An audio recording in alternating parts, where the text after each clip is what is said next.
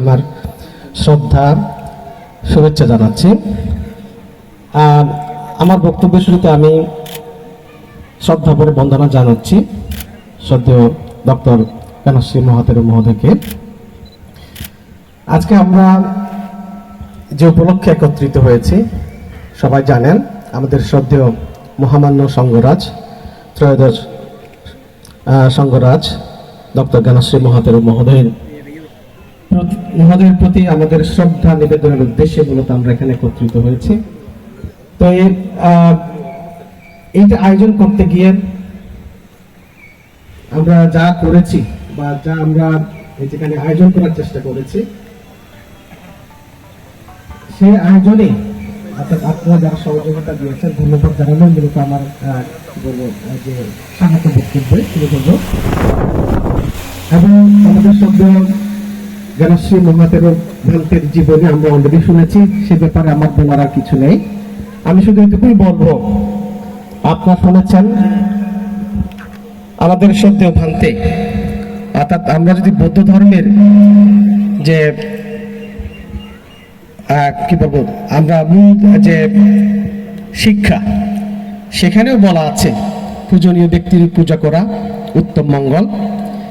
সেই সাথে একটা বলা আছে আমাদের ধর্মপদের মধ্যে বলা আছে যে অভিবন্দনা, আমি বলবো এটা হচ্ছে অভিবন্দনা, বিশেষভাবে তার প্রতি একটা বন্দনা। ধর্মপদে বলা আছে অভিবন্দনা শিলিচ্ছ নিঃসম বদ্ধপচায়ন চত্বর ধর্ম বদ্ধন্তি আয়ু বর্ণ সুখং বলং। অর্থাৎ যিনি পূজনীয় ব্যক্তি তাকে যদি বন্দনা করা হয়, শ্রদ্ধা জ্ঞাপন করা হয়, তাহলে সেখানে মানুষের আয়ু বর্ণ সুখ বল অর্থাৎ এই উপকার গুলো হয়। আমি বিশ্বাস করি আজকে আমরা তাকে শ্রদ্ধা নিবেদনের মধ্য দিয়ে আমরা সেই পুণ্যের ভাগিদার, সুফল ভাগিদার হয়েছে বলে আমি মনে করি। সেই সাথে শ্রদ্ধেয় ভ্রান্তের সাথে 2014 সালে শ্রদ্ধেয় ভ্রান্ত থেকে আমি এবং আমার সহকর্মী একটা ইন্টারভিউ নিতে গিয়েছিলাম চট্টগ্রামের নন্দনকাননে। তখন তাকে প্রশ্ন করেছিলাম, আমি একটু স্মরণ করছি তার কথা, কারণ স্মৃতিচারণা বলছি, আমি স্মরণ করছি এখানে। তাকে আমি একটা প্রশ্ন করেছিলাম শ্রদ্ধেয় ভ্রান্ত থেকে। আপনারা শুনেছেন 1958 সালে এসেছিলেন, দুর্গম, তখন রাস্তাঘাট ছিল না, কর্ণফুলী নদী বেয়ে লঞ্চে করে ওখানে এসেছিলেন। তখন ভান্তেকে বলেছিলাম, ভান্তে আপনি কিভাবে পার্বত্য চট্টগ্রামে যেতে উৎসাহী হলেন? সেই সময়ের বাস্তবতা চিন্তা করে দেখি কত দুর্গম, এখানে লেখাপড়ার হার মানে শিক্ষার হার ছিল অনেক কম, সম্ভবত 5%-এরও অনেক কম বোধ। অর্থাৎ সেই বাস্তবতায় আপনি পার্বত্য চট্টগ্রাম যেতে রাজি হয়েছিলেন কেন? এবং আপনি কেন এই যে আশ্রম ভিত্তিক শিক্ষা করতে মানে যে শিক্ষা শুরু করেছিলেন, আপনাকে মানে কোন বিষয়টা আপনাকে উদ্বুদ্ধ করেছিল যে এরকম মানে যে আশ্রম ভিত্তিক শিক্ষা অর্থাৎ অনাথ অসহায় শিশুদের জন্য যে এরকম শিক্ষা প্রতিষ্ঠান গড়ে তোলার জন্য? অর্থাৎ ধর্মগুরু হিসেবে সাধারণত আমাদের এখানকার সাধারণ বৌদ্ধদের প্রত্যাশা, যারা বৌদ্ধবিক তারা সাধারণ মধ্যে থাকবেন, বিহারের মধ্যে থাকবেন, ধর্ম নিয়ে আলোচনা করবেন। অর্থাৎ এর বাইরে সামাজিক যে উন্নতি বা সামাজিক উন্নয়ন, যে শিক্ষা বিস্তার বা আরো সামাজিক উন্নয়নে যদি কাজ করা, এইগুলো আপনি মানে উদ্বুদ্ধ হলেন কেন? তখন উনি হেসে হেসে বললেন, এই প্রশ্ন তো তখনও আমাকে করা হয়েছিল। তখন উনি যেটা বলেছিলেন যে আমি যেখানে ধর্ম প্রচার করব, আমি যা বলবো সেই কথাগুলো যদি সাধারণ মানুষ যদি গ্রহণ করতে না পারে, তাহলে সে ধর্ম দিয়ে কি কাজ হবে? তো সেই জন্য উনি বলছিলেন যে বিষয়টা কাপ্তাই বাদের পরবর্তীতে যে এখানে যে আমাদের কিসা পরিবারের কথা বলা হয়েছে, সেই মানে যে বিহারটা ছিল, সেই বিহার পানিতে ডুবে যাওয়ার পরে দিঘিনালাতে গিয়েছিলেন। আমাদের এখানে শ্রদ্ধেয় রাজাবাবু আছেন, যে চাকমা রাজ দশবল রাজ বৌদ্ধ বিহার, ওখানে গিয়েছিলেন। ওখানে গিয়ে মানে অনেক লোক বা অনেকেই অর্থাৎ বান্তের কাছে গিয়েছিল, বান্তেকে বলতেন, বান্তে আপনি একটু এতিম ছেলেকে একটু রেখে দেন। উনি নিজেও নাকি এতিম, উনি বলছিলেন যে এতিম ছেলেকে রেখে দেন, অন্তত আপনার সাথে থাকলে 2 বেলা খেয়ে পরে হয়তো বেঁচে থাকবে, আপনার সাথে থাকলে করে সে অন্তত তার যে নৈতিক যে জীবন সেটা সে ভালো করতে পারবে, আপনি একটু মানে তাদেরকে আশ্রয় দেন। পরে উনি চিন্তা করে আশ্রয় দিয়েছিলেন এবং সেভাবেই মূলত উনি শুরু করেছিলেন। এবং যে পালিত ধর্মীয় শিক্ষা, সকাল বিকাল যে ধর্মীয় আচার অনুষ্ঠান এগুলো করা, বৌদ্ধ বিহারের মানে যে কি বলে বারান্দা ঝাড়ু দেওয়া, উঠান ঝাড়ু দেওয়া, পানি মানে ফুলের বাগানে পানি দেওয়া। তখন উনি তাদেরকে ওখানে রেখে দিঘিনাল হাই স্কুলে পাঠাতেন।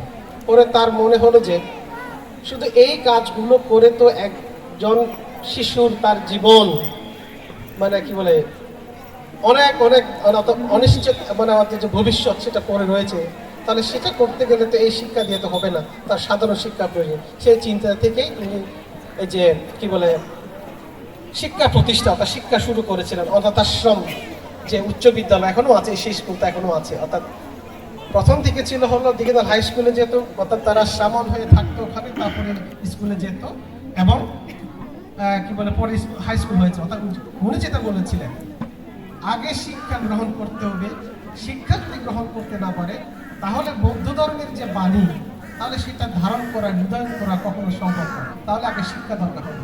উনি বলছে সেই কারণেই উনি বলছেন উনি শিক্ষা প্রতিষ্ঠান অর্থাৎ শুরু করেছিলেন। এবং উনি বলেছিলেন আমার টার্গেট ছিল মাত্র 5 জনকে শিক্ষিত করা। 5 জনকে যদি শিক্ষিত করি পারে, প্রত্যেকে যদি 5 জন করে যদি শিক্ষিত করতে পারে তাহলে 25 জন হবে।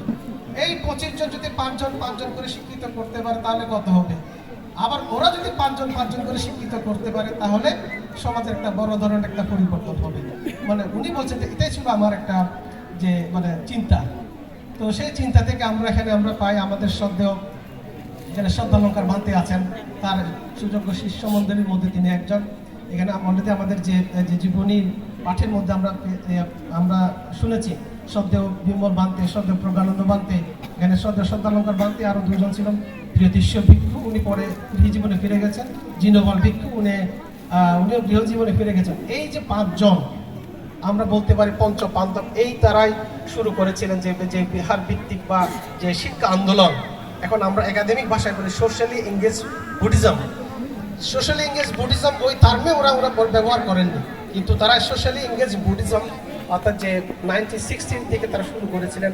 এবং সেটার একটা এক্সাম্পল আমরা আজকে যেখানে বসে আমরা এই অনুষ্ঠানটা অনিত্যস্য বা স্মৃতিচারণা করছি যে মনোগড়, এই মনোগড় থেকে কি বলে হাজার হাজার ছেলে মেয়ে এখানে পাশ করে বের হয়ে গেছে এবং পার্বত্য অঞ্চলে প্রত্যেকটি জাতিসত্তা অর্থাৎ কি বলে জাতিসত্তার ছেলে মেয়ে এখানে পড়াশোনা করছে, এখনো করছে।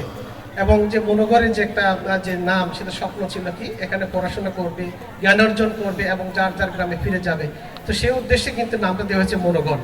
তো যাই হোক, আমি এটা একটু স্মৃতিচারণ করছি হবে যে শ্রদ্ধেয় জ্ঞানশ্রী ভান্তে যদি না হতেন, আজকে আমাদের সামনে যিনি আজকে সভাপতিত্ব করছেন শ্রদ্ধালঙ্কার মহাতেরো ভান্তে, ওনাকে পেতাম না।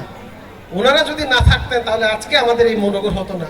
আজকে যদি মনোগড় না হতো তাহলে এখানে আমরা বসে যে স্মৃতিচারণা করছি, আমরা পূর্ণ অনুষ্ঠান করছি, তাহলে এটাও কখনো সম্ভব হতো না।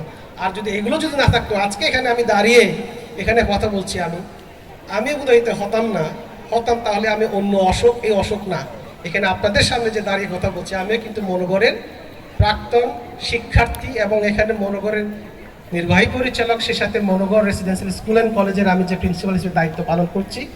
আমার পক্ষেও এটা হয়তো সম্ভব হতো না।